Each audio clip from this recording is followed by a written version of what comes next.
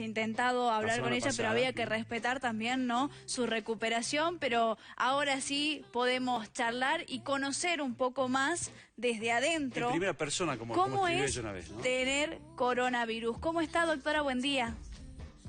¿Qué tal? Buenos días, ¿cómo está? Bueno, sí, ahora ya mucho mejor. La verdad que la otra vez que intentaron la comunicación todavía estaba internada, por momentos bien, por momentos no tanto, así que preferí esperar que ya esté mejor anímicamente, físicamente, para poder entablar esta conversación con usted. Buenos días, un gusto conocerlos. Bueno, igualmente. Te queríamos preguntar justamente cómo estás hoy, ¿no? ¿Cómo estás hoy? ¿Dónde estás? Creo que estás en tu casa ya. Sí, la semana pasada, bueno, ya me hicieron los test de control, las PCR, que fueron 2, y el lunes a la noche me informaron que ya son negativos, así que ya me trasladaron a mi casa para culminar mi recuperación ya en mi domicilio con mi familia. Pero, ¿cómo fue? ¿Cómo te enteraste vos? ¿Cuáles fueron los primeros síntomas? Mira, fue casi de casualidad. En realidad yo comencé un día lunes con dolor de cuerpo, decaimiento, dolores articulares, una leve febrícula, o sea, febrícula quiere decir fiebre muy baja, ¿no? Menos de 38 grados. Y no me sentía bien, me sentía con mucho cansancio. Acá tuvimos, como saben ustedes, un brote bastante importante de dengue, así que bueno, una de las primeras diagnósticos posibles era dengue. Mi esposo en todo eso me dice, ¿por qué no pensás también en coronavirus? Y lo que nos pasaba hasta hace 20 días atrás era que acá no había casos de coronavirus. Creíamos al menos que no había en realidad, porque alguien me contagió, o sea que sí había. Pero no estábamos diagnosticándolo. Por ahí eran gente asintomática, no lo sabemos, pero por insistencia de mi marido dije, bueno, pregunto. Acá tenemos un equipo en el Hospital Orías que hacía en ese momento los test a personas que no encuadraban, digamos, dentro de lo que era caso sospechoso, pero bueno, yo al ser personal de salud, me dijo mi colega, vení, mañana lo hacemos. Así que así fue que yo tuve el diagnóstico. En realidad me hicieron un martes, como no era un caso sospechoso importante, demoraron un poco el resultado, recién el viernes me confirmaron el diagnóstico. Ya todo el viernes ya los síntomas más severos que había tenido por ahí al principio ya no los tenía, pero bueno, ya con el diagnóstico positivo era empezar todo este derrotero que fueron los 11 días, 12 días casi que estuve fuera de mi casa. En definitiva, después de hacer el seguimiento epidemiológico y demás, ¿pudiste seguir de dónde pudo haber venido ese contagio? No. A los pocos días apareció un caso en Fraile, pero la verdad que hemos estado viendo planillas de atención. Yo vivo en Libertador, pero trabajo en Fraile Pintado. Esa semana previa, que yo estaba totalmente asintomático, trabajé toda la semana, mañana y tarde, y bueno, la demanda de consulta es alta, así que no sé quién, o sea, yo no hago guardias, pienso que no he visto pacientes sintomáticos respiratorios ni febriles, pero bueno, uno nunca sabe. Seguramente habré visto, calculo que alguno asintomático, pero no pudimos determinar de quién me contagió. No soy contacto de nadie.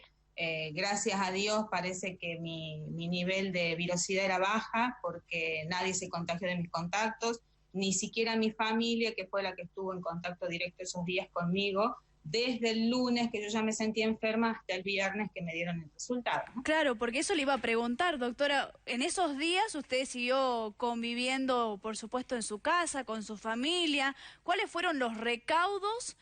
Si bien no tenía el diagnóstico, pero ¿tomó algún tipo de recaudo o cómo fue vivir esos días? Sí, en realidad, como te digo, yo no sospeché que el diagnóstico era coronavirus. Claro. De hecho, yo estaba insistiendo en las bioquímicas de mi hospital el resultado, porque mi intención era ya volver a trabajar, ya me sentía medianamente mejor a lo que estaba los primeros días, así que yo ya quería volver a mi trabajo. Nunca lo sospeché.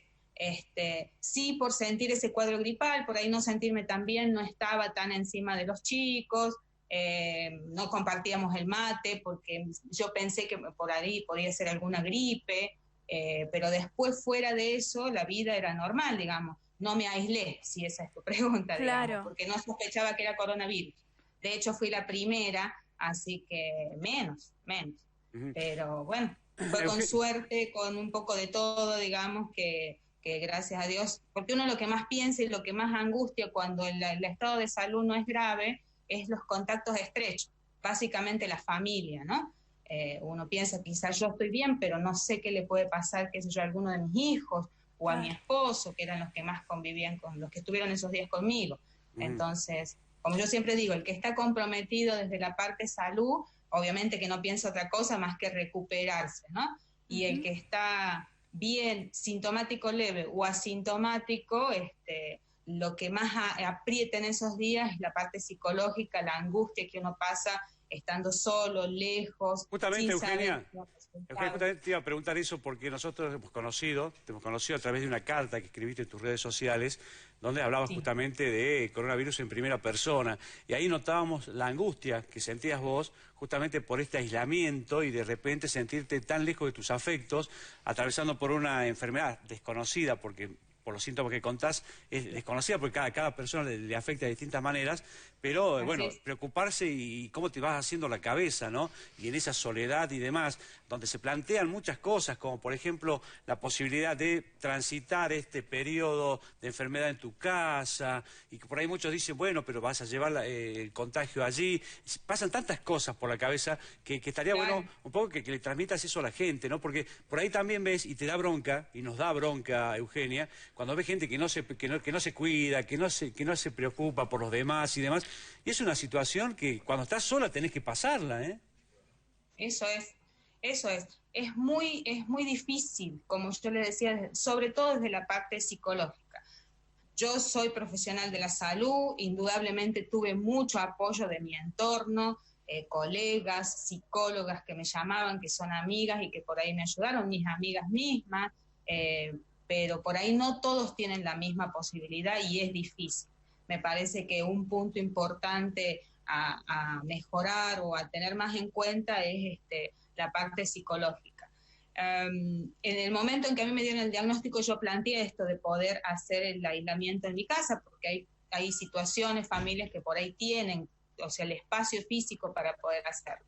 Y hay otras que lamentablemente no, y no les queda otra más que por ahí los hospitales de campaña. En ese momento no se podía, era así el protocolo, era una de las primeras, y bueno, me tuve que ir a Jujuy, pasar todos los días que pasé en Jujuy. La verdad no tengo de qué quejarme, la atención es buena, cuando me trasladaron al Hospital San Roque es muy guiado la evolución del paciente de COVID, pero el aislamiento y estar lejos de la familia y la angustia, la verdad que es pesado. Así que por ello lo que le planteaba en su momento y que es lo que ahora se está implementando, eso, ¿no? De que el que pueda y tenga el lugar físico y la posibilidad de hacer el aislamiento en su casa, el que es asintomático, sintomático leve, la verdad que no se le hace nada. Si tiene algún leve síntoma, paracetamol, los controles rutinarios de los signos vitales, esto es presión, la saturación de oxígeno, la temperatura, y no más. O sea, es una virosis que hay que esperar que pase. Y también tenés la otra parte de aquel que con enfermedades preexistentes como diabetes, hipertensiones, se complican, y aquellas personas jóvenes, como hemos visto en los últimos días, que sin ningún tipo de enfermedad se complican y en algunos casos fallecen, como fue el policía de La Quiaca y el otro muchacho de Abrapampa, creo que.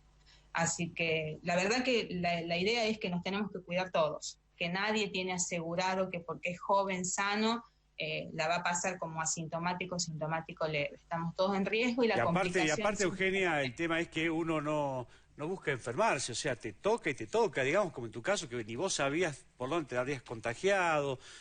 Por eso cuando te va a tocar, hay que cuidarse, creo que pasa por eso inclusivamente. Sí. Claro, eso también fue un tema al comienzo, digamos. Como éramos los primeros, es como que nos querían buscar por cualquier lado la causa por la cual nos habíamos contagiado y el riesgo al que expusimos a por ahí nuestros colegas, en mi caso, nuestros compañeros de trabajo. Y la verdad es que no es así, o sea, primero que uno no sabe con anticipación si se va a enfermar o no. Yo estuve una semana trabajando totalmente sana, así que no sabía que iba a tener coronavirus. Y después los síntomas son muy cambiantes. Si viene un paciente con fiebre y resfrío y le dice que le pica la garganta y tose, sospecha coronavirus. Pero si viene un paciente que no le duele nada o que tiene dolores inespecíficos, es más difícil hacer el diagnóstico. Entonces, nadie se contagia porque quiere y muchos menos se contagia para contagiar a familias o a compañeros de trabajo, ¿no? Eso creo que tiene que quedar en claro porque por ahí se siente un poco la presión de la sociedad y de otras personas que quieren buscar un culpable en todo esto y la verdad que el paciente, si hay alguien que no es culpable en este caso, son los pacientes. Se contagian porque todavía ni siquiera se sabe bien por qué se contagian, por qué me contagié yo y no se contagió mi familia, por ejemplo.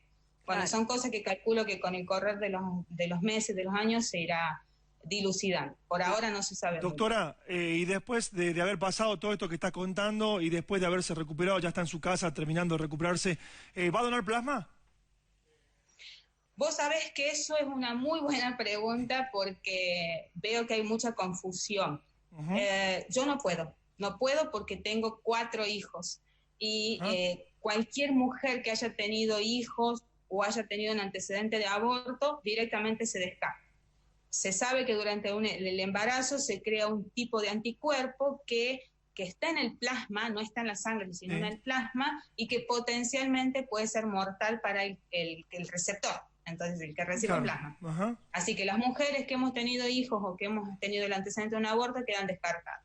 Mire, eso es una buena información que está dando, doctora, porque realmente por ahí se desconoce un poco, ¿no? Todavía de todo esto. Uno dice, bueno, se ha recuperado, ojalá que done plasma, por eso se lo preguntaba, pero mire, bueno, nos quedamos todos mirándola y escuchando porque la verdad que no teníamos esa información.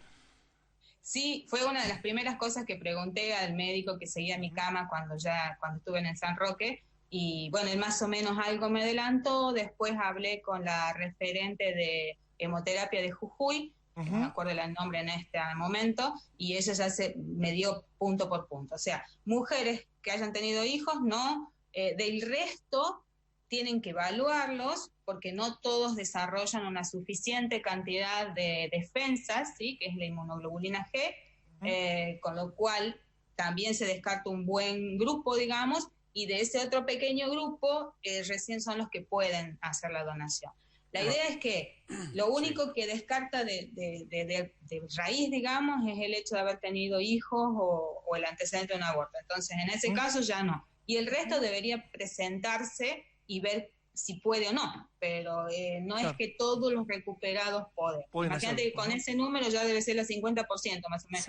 Porque estaba viendo anoche las placas y más o menos el 50% de los contagiados son mujeres, así que la mayoría tiene algún antecedente ginecológico, ¿cierto? Claro. Perfecto. Bueno, una última, doctora, sí. No, quería saber más o menos, usted nos decía, bueno, los primeros días sí me sentí mal, después mejoré y después volvió a recaer, eso también como para tener en cuenta cómo es el círculo o la curva de la enfermedad. Sí. En realidad tuve esos síntomas que la mayoría de las personas no va a hacerse un hisopado porque no lo asume como síntoma de COVID. A la semana aproximadamente perdí totalmente el gusto y el olfato, totalmente. No sentía ningún tipo de gusto ni olor. ¿Y ahora ya lo recuperó, doctora? Sí, no el 100%, pero ya he vuelto a recuperar lentamente esos 2 sentidos. Por ahí en ese momento hubiese sospechado yo si corría por mi cuenta el coronavirus. Bueno, se dieron distintas las cosas y por eso el diagnóstico fue más temprano. Pero la verdad que se presenta de formas muy alternadas, digamos. Eso de encuadrarlos mucho en el tema del dolor de garganta, la tos y la fiebre, no tenemos tantos pacientes con esos síntomas. Bueno, doctora, le agradecemos mucho por este contacto, por esta posibilidad de dialogar con ustedes, de verla bien. Sí. Creo que pasa por eso, de verla bien, ver que se ha podido recuperar, gracias a Dios, y bueno, de seguir cuidándose y decirle a la gente que se cuide y tome en serio esto, ¿no? Porque hay mucha gente que todavía no lo toma en serio. Sí. Es lo único que tenemos hasta ahora. Es lo único, es lo más barato y es lo más seguro. Todo lo demás es una lotería, como le decía recién. Es cierto que estadísticamente el 80% de las personas lo pasan como lo pasé yo, síntomas leves o asintomáticos. Pero el que se complica no sabemos hasta dónde y qué es lo que puede llegar a necesitar y con qué secuela puede llegar a quedar. Así que lo único que tenemos por ahora, la alarma fundamental, es cuidarnos en la calle, salir lo menos posible. Bueno, la gente lamentablemente por ahí no termina de comprender la magnitud del problema, pero bueno, hay que seguir luchando con lo mismo y repetirlo hasta el cansancio porque no nos queda otro. Muy bien. Gracias, doctora. Gracias y a cuidarse. Gracias a ustedes. Que tengan un muy buen día. Hasta luego. Bueno, tuvimos ahí en primera persona un relato de la primera caso positivo en Libertador de una médica, la doctora Arauz. Una muy cortita, es el Día del Trabajador.